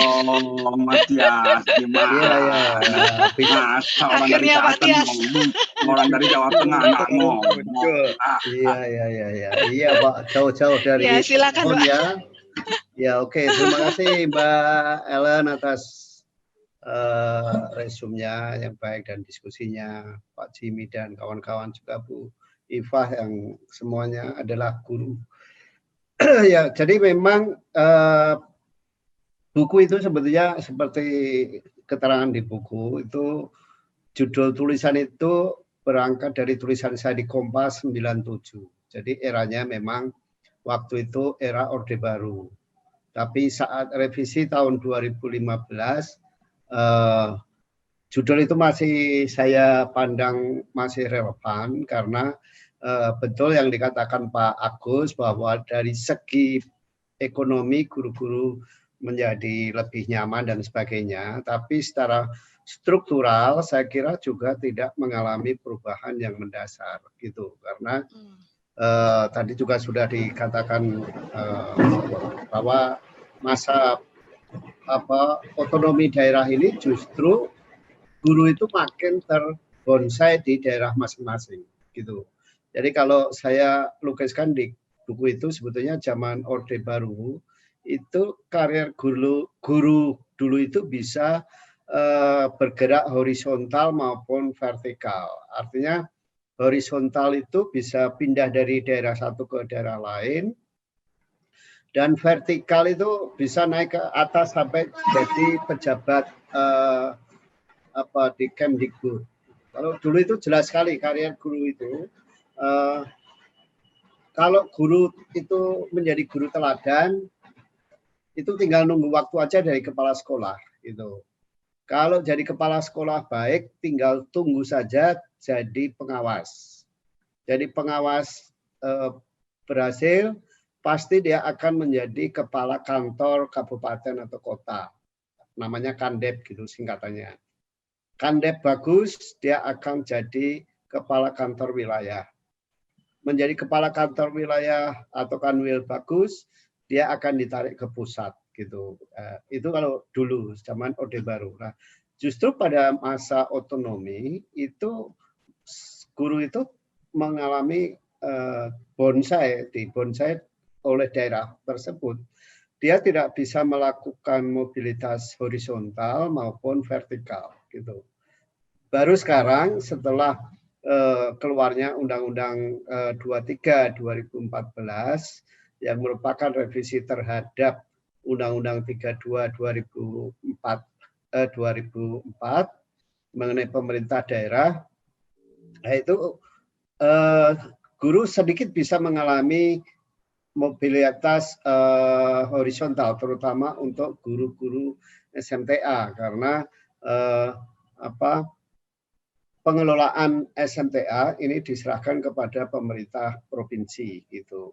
Sedangkan SD, TK masih tetap SD sampai SMP lah, itu masih tetap di kabupaten kota. Nah, ketika diserahkan ke ke provinsi, ini sebetulnya guru-guru seperti Pak Agus dan teman-teman itu bisa melakukan mobilitas minimal sampai pada wilayah provinsi itu, tetapi sudah lebih bagus. Tetapi secara struktural saya kira belum mengalami perubahan gitu ya. Artinya ya seperti yang diceritakan Pak Jimmy, mana sih guru yang berani itu belum ada gitu. Nah, ya benar Pak Jimmy dan Pak Lodi, memang ya kebetulan saya itu ikut di belakang lah ketika teman-teman guru ini mendirikan FGI. Dulu kita punya optimisme yang baik akan ada lahirnya organisasi guru yang lebih independen dan kritis gitu. Tetapi ya seperti disampaikan Pak Agus tadi, begitu guru-guru itu sejahtera, itu guru-guru itu semakin nyaman, lalu daya kritisnya itu makin hilang gitu. Dan fungsi organisasi ini pun akhirnya juga tidak lebih baik dari yang ibaratnya kita lawan lah, katakanlah gitu, kita tandingi gitu, PGRI misalnya, ternyata nggak lebih baik gitu. Artinya kelahiran organisasi guru independen ini yang sebetulnya diharapkan akan menjadi alternatif dari organisasi mainstream, ternyata itu gagal juga gitu Pak Jimmy dan Pak Lodi. Jadi kita bahkan dari segi kuantitas pun susah sekali kita mau mendongkrak jumlah guru-guru yang mau tergabung misalnya di FGI. Kalau FSGI Mas Heru tentu lebih paham, kalau yang saya paham kan di FGI. Dari segi kuantitas saja kita kesulitan gitu.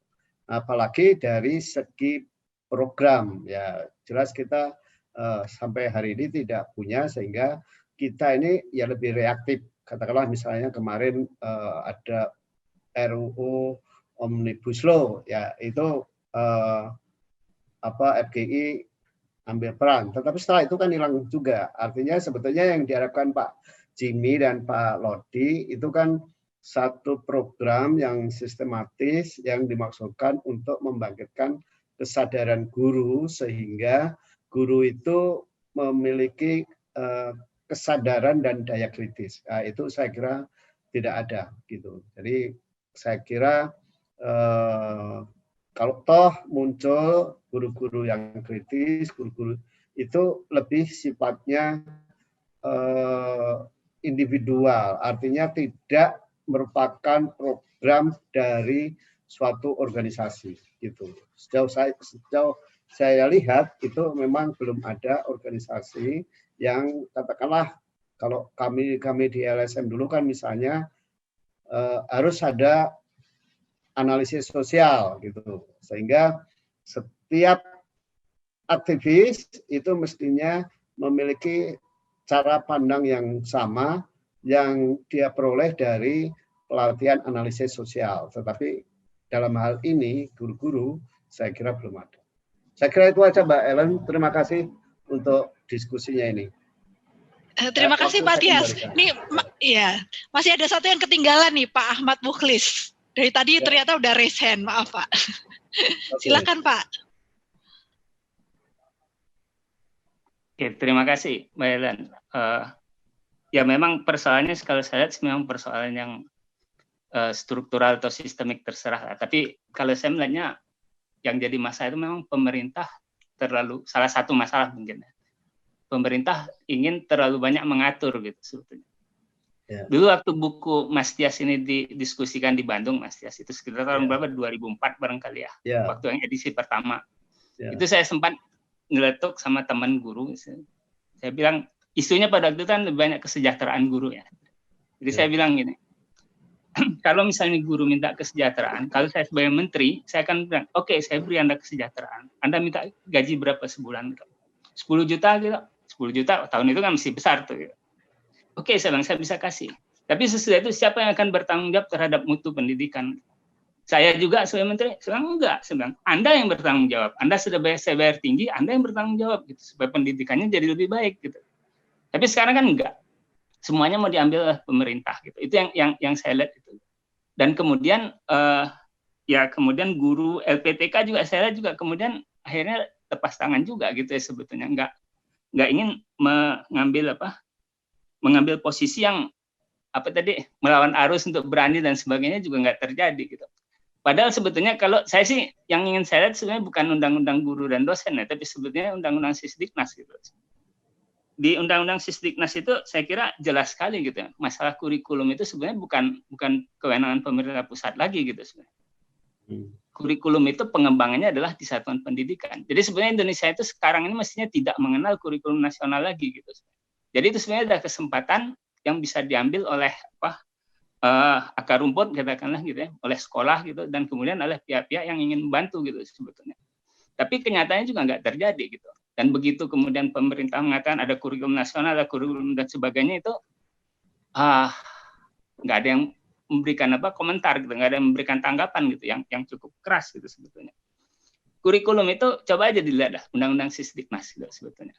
Jadi mungkin untuk menjawab tantangan Bung Lodi tadi, sebenarnya bisa nggak organisasi profesi guru ini membuat program yang membuat katakanlah guru-guru itu bisa mengembangkan kurikulum sendiri gitu di tingkat satuan pendidikan di sekolahnya gitu. Itu hal yang pertama. Kemudian yang kedua juga sebenarnya untuk membuat guru bisa bergerak itu adalah sebetulnya juga ancaman ya. Dan saya melihat homeschooling ini sebenarnya ancaman sebenarnya buat sistem persekolahan kita gitu sebetulnya. Jadi kalau misalnya memang dan saya membayangkan dengan sistem pandemi ini barangkali juga orang akan melihat iya ya barangkali gitu. Sebetulnya kita juga barangkali nggak terlalu perlu gitu tiap hari pergi ke sekolah gitu. Duduk aja di depan komputer gitu. Ya, oke. Jadi itu yang saya latar belakang saya sebagai orang tua dan saya dosen gitu. Dosen non kependidikan gitu ya. Jadi saya lebih banyak sebagai konsumen di sini sebetulnya dalam ketika kita berbicara guru. Saya nggak akan ngaku sebagai guru gitu ya. Jadi dan jadi itu yang saya. Kemudian juga ini ya saya juga ingin melihat peran LPTK yang lebih saya tuh merasa soal LPTK itu juga lepas tanggung jawab loh sebetulnya gitu. Pemerintah lebih banyak bicara pelatihan gitu, tapi nggak pernah berbicara tentang pendidikan itu. Guru itu mestinya disiapkan oleh pendidikan, bukan pelatihan gitu. Di mana pendidikannya? Oke, tadi Bung Lodi udah mengatakan mestinya sih di LPTK atau Bung Jimmy ya, saya juga lupa tadi. Nah, tapi kenyataannya juga saya lihat juga LPTK juga kelihatannya tidak berusaha tuh untuk menghasilkan guru-guru yang baik gitu sebetulnya. Sehingga akhirnya ya biarin aja menghasilkan guru yang jelek gitu. Nah itu tuh akhirnya akan diperbaiki oleh pelatihan yang ternyata juga nggak baik juga gitu sebenarnya. Dan saya ingin beri komentar sedikit tentang yang disampaikan Bung Lodi tadi gitu ya. Sebetulnya memang untuk mengajaran baik itu memang selain dari yang sifatnya pedagogik atau didaktik, memang pengetahuan konten juga perlu gitu.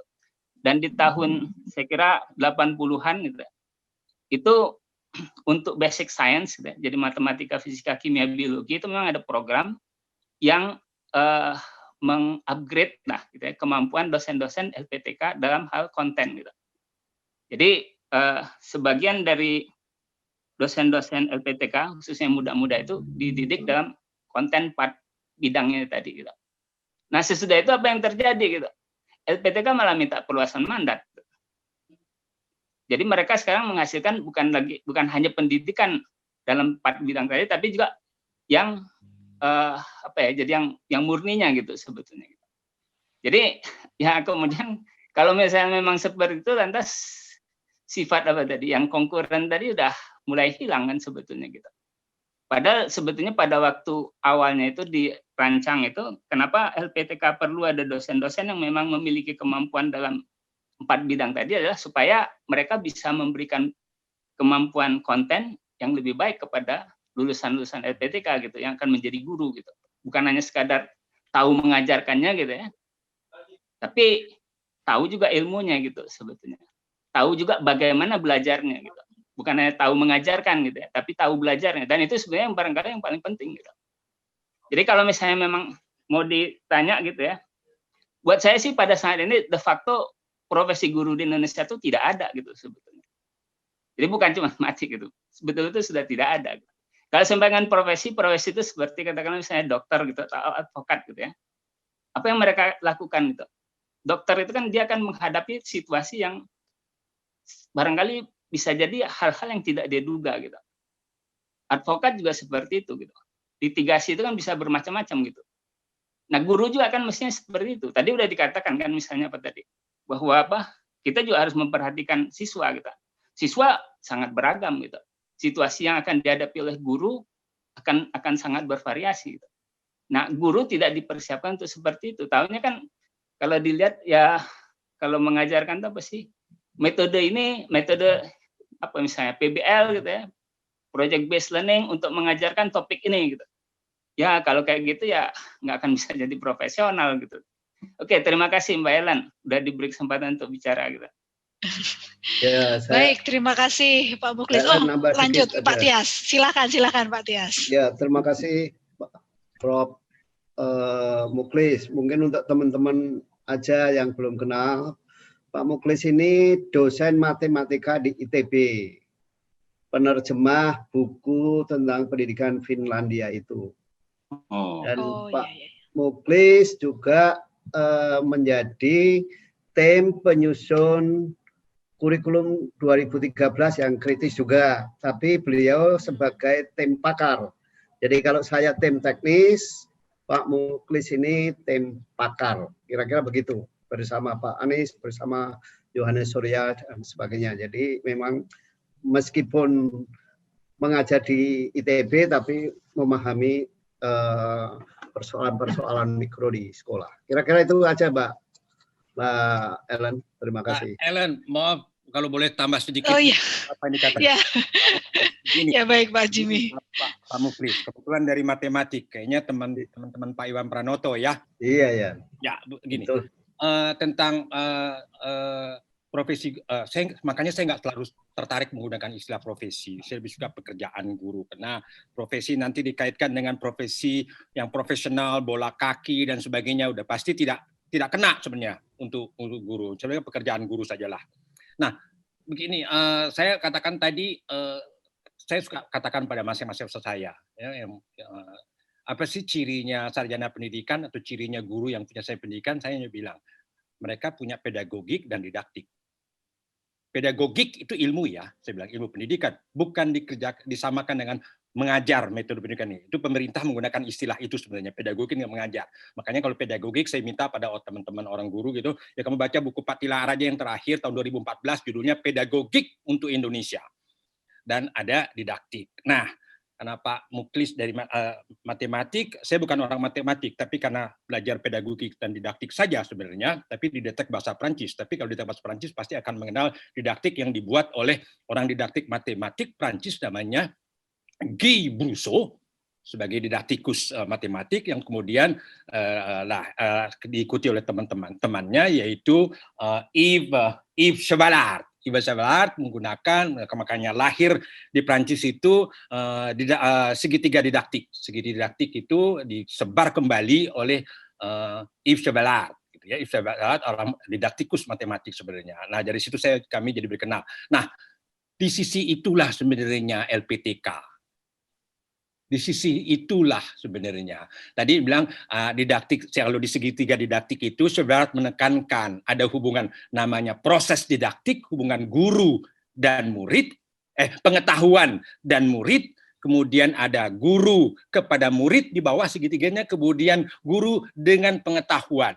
Nah, relasi antara pengetahuan ke guru itu mereka menggunakan ada istilahnya Guy Chevalard, misalnya untuk sampai ke murid itu beberapa tahap sebenarnya. Ada savoir pengetahuan ilmuwan, savant pengetahuan itu tidak diajarkan ke murid. Savoir savant itu harus dipindahkan dulu menjadi savoir untuk diajarkan. Savoir enseigner untuk diajarkan jadi buku-buku ajar. Kemudian savoir enseigner nggak cukup lagi untuk sampai ke murid. Itu savoir enseigner, pengetahuan yang bukan tadi yang untuk diajarkan, sekarang pengetahuan yang diajarkan. Kemudian ada lagi savoir assimiler, savoir yang diasimilasi. Dari situ tentu saja harus mengetahui tentang anak. Itu salah satu unsur didaktik. Itu yang tidak lagi diajarkan di LPTK. Nama didaktik saja sudah hilang. Saya masih 75 tadi. 77 sudah hilang nama mata pelajaran didaktik umum. Nggak hilang, diganti dengan bau Amerika. Desain instruksional lah, teknologi pendidikan lah. Lahirlah orang-orang bilang kayaknya mengajar itu untuk jadi guru cukup untuk mengajar. Tidak. Tidak. Pengetahuan ya ada hubungannya begitu. Nah, kira-kira begitu. Mungkin saya hanya mau memposisikan, nah guru itu tidak cukup untuk mengajar. Ki Hajar Dewantara sudah katakan itu. Tahun 20-an, 30-an, 40-an. Ki Hajar Dewantara bilang jadi guru tidak cukup dengan insting, tidak cukup dengan intuisi, tapi harus dengan ilmu dalam hal pendidikan katanya. Ilmu dalam hal pendidikan. Saya terjemahkan pedagogi. Tidak cukup intuisi pedagogis, tidak cukup insting pedagogis, kata Ki Hajar Dewantara, tapi perlu dia tidak menggunakan pedagogik, tapi ilmu dalam hal pendidikan. Saya gantikan pedagogik. Itu pedagogik dalam pengertian Ki Hajar Dewantara, bukan pengajaran. Itu keliru memang. Itu memang keliru orang menggunakan istilah pedagogi. Pedagogi dicampur aduk dengan pedagogik. Pak Tilar bilang, beda. Itu bukunya Pak Tilar tuh. Pedagogi, pedagogik. Jangan dicampur aduk. Jangan dicampur aduk lagi dengan mengajar. Didaktik itu. Nah, itu posisinya. Itu yang membedakan LPTK dengan yang lain. Itu harus jelas itu. Saya bilang sama mas-mas, fakultas pedagogik atau fakultas matematik yang mengajarkan untuk jadi guru, memang mengajarkan pedagogik? Kan tidak, saya bilang. Pengetahuan iya. Paling-paling mengajarkan metode mengajar. Saya ingin tahu sebenarnya di Indonesia, sudah sampai atau tidak, misalnya didaktik segitiga matematiknya Yves Chevallard. Saya dengar katanya di UPI jurusan pendidikan matematik sampai. Bruso katanya sampai. Terus saya tanya, sudah sampai, kok nggak berkembang? Nggak saya dengar, saya bilang. Atau mungkin saya kurang dengar. Kurang gaul, saya bilang. Itu yang harus disebar sebenarnya. Untuk memperhatikan posisi LPTK. Sesederhana itu misalkan politika. Jadi orang nggak mengacau balaukan. Jadi orang tahu sebenarnya LPTK itu apa. Mengajar itu nggak bisa insting sama intuisi. Harus ada ilmu pendidikannya. Itu jelas. Ki Hajar Dewantara tahun 40-an. Jelas sekali itu. Sayang orang-orang nggak baca buku Ki Hajar Dewantara lagi yang menjadi guru. Baik yang tertarik dengan pendidikan dengan sangat menyesal, saya katakan tidak lagi memperhatikan bukunya. Makanya saya bilang sama Mas Tias, sebar aja bukunya tuh di PDF. Biar orang bisa ngambil aja. PDF tuh mesti dijual kali ya. Ambil aja gitu. Biar orang punya gambaran tentang pendidikan. Nah, itu saya pikir. Itu sedikit catatan aja buat Pak Muklis. Terima kasih.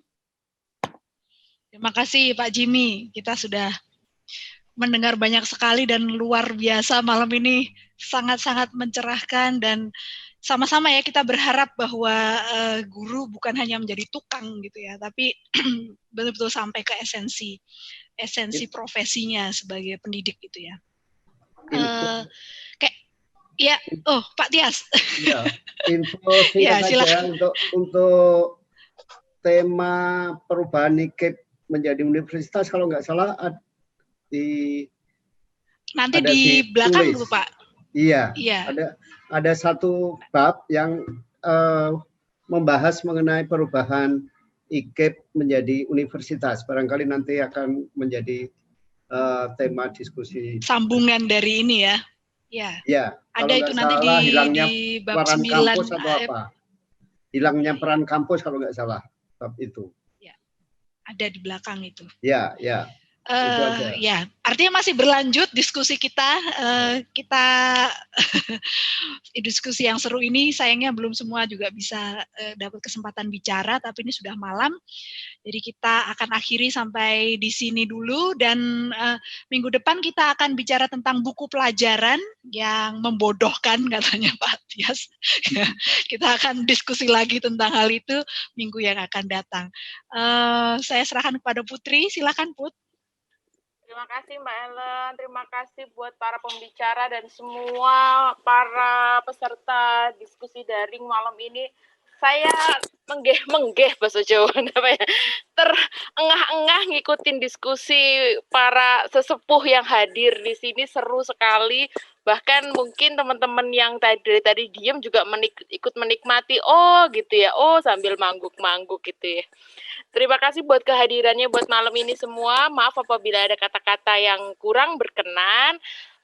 Saya ingin menutup sedikit cerita. Saya anak seorang guru yang dulu selalu bertanya kenapa ibu saya selalu berangkat lebih pagi dan pulang lebih sore daripada saya. Dari buku Pak Tias ini saya jadi tahu bahwa ya ibu saya berada dalam sistem, ibu saya berada dalam struktur. Untuk itu saya jadi paham mengapa ibu saya berbuat seperti itu. Gitu.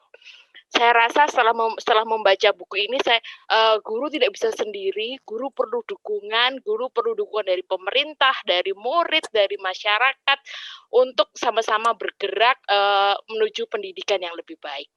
Terima kasih teman-teman, selamat malam buat semuanya. Sampai ketemu di minggu depan, hari Minggu jam 7.